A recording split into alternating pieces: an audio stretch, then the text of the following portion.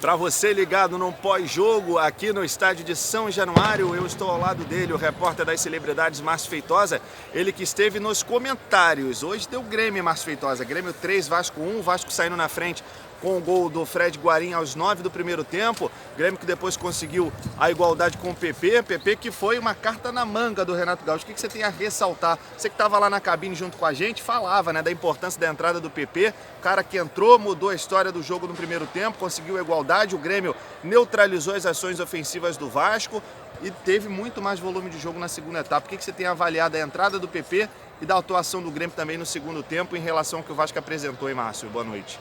Boa noite, Gustavo. Amigos ligadaços aí na Rádio Onda Mix, né? Canal da Rádio Onda Mix, também meu canal, Repórter das Celebridades, que vale tudo.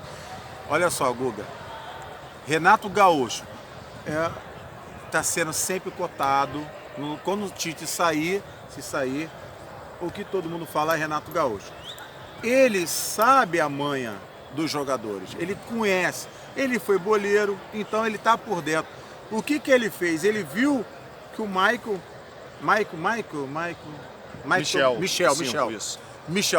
Michel, ele tinha cometido logo uma falta, cartão amarelo, e viu que realmente o jogador não estava agradando e não estava articulando o meio ali com o ataque. O que ele fez? Automaticamente, com 20 e poucos minutos, 25 mais ou menos, ele sacou o o Maicon saiu. Tu viu que ele saiu meio revoltado, caraca, tô saindo, o cara me tirou, tá me queimando. Não, pelo contrário. E a gente falava isso. Olha o que o Renato fez, ele não teve medo. Tem técnico que sabe fazer o quê, Gustavo? Vai lá, não, só vou tirar no segundo tempo. No intervalo. Espera o intervalo, exatamente. Renato Gaúcho não tem isso, ele com 20 minutos, ele tem 20 e pouco, já tirou logo, sacou, botou o PP, que no primeiro turno já tinha feito 2 gols contra a equipe do Vasco. Aí. Contra a equipe do Flamengo ele entrou já depois dos 30 minutos do segundo tempo na Libertadores, primeiro jogo lá, fez o gol contra o Flamengo e deu sufoco aqui também. Então, aí ele botou 3 caras rápidos, botou o PP, já tinha o Tardelli e tinha o Everton Cebolinha, que acabou com o jogo, né? Certamente. Então, minha opinião, nome do jogo se chama PP? Não. Everton, tudo bem, jogou muito bem, legal. Tardelli também comeu a bola? Também. Mas o cara do jogo hoje se chama Renato Gaúcho. O que esse cara entende de futebol é surreal.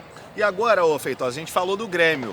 Diante do Vasco, analisando o que o Cruz Maltino apresentou nesta noite aqui em São Januário, você acredita que diante das limitações técnicas do Vasco, o Vasco conseguiu ainda fazer um bom jogo, o Luxemburgo conseguiu extrair o máximo da sua equipe, ou o Vasco de fato ficou devendo, ficou aquém do que poderia ter apresentado?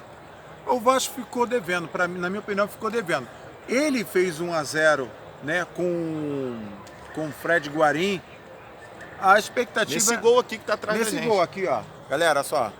É aqui, o Fred Guarim. Na realidade, quase todos os gols saíram daqui. Foi. Né? Todos os gols. Cebolinha foi aqui.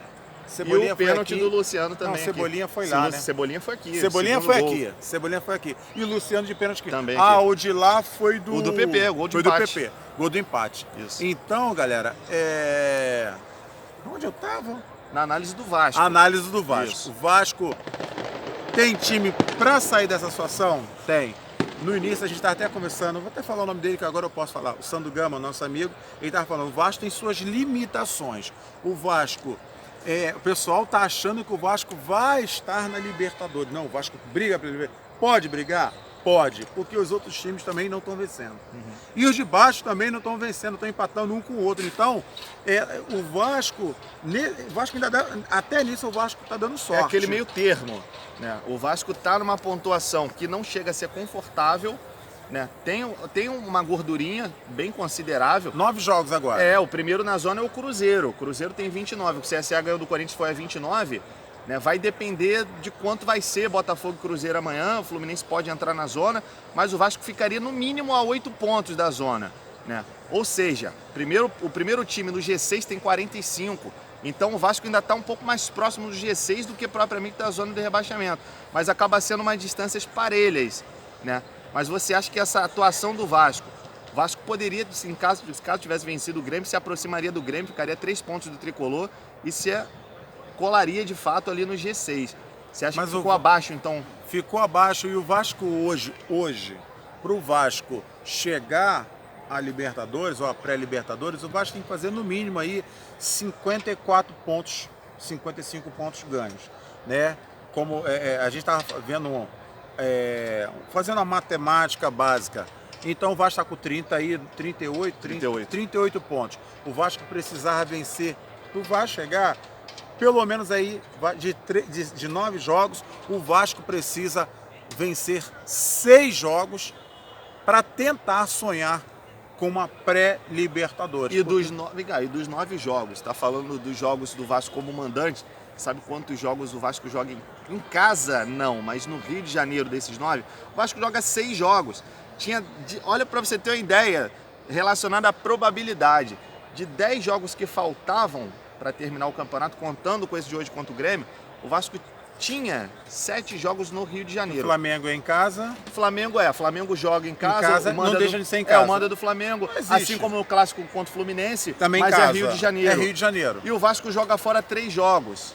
Apenas 3. O Vasco viaja, sai do Rio de Janeiro apenas 3 vezes. Então tem 6 jogos no estado do Rio de Janeiro. A probabilidade é boa, mas assim, será que ele vai vencer o Flamengo? Não sei. Será que ele vai vencer o Fluminense? Jogo que pode ser o jogo do título também do Flamengo. É, o jogo do título. Vai depender muito, né? Porque vai ficar faltando 4 rodadas, né, desse jogo. Mas, enfim, o Vasco hoje muito abaixo, muito abaixo. Com 15 minutos, a torcida achou que o Vasco era a sensação, era a cocada de ouro. Mas hoje o Vasco, depois dos 20 minutos, quando a mudança do Renato fez com que acabasse com todo a estratégia do Vanderlei Luxemburgo. Então, é isso. Tá aí, portanto, a análise final do companheiro Márcio Feitosa, repórter das celebridades. Você acompanha também todo o pós-jogo lá no canal dele no YouTube, repórter das celebridades.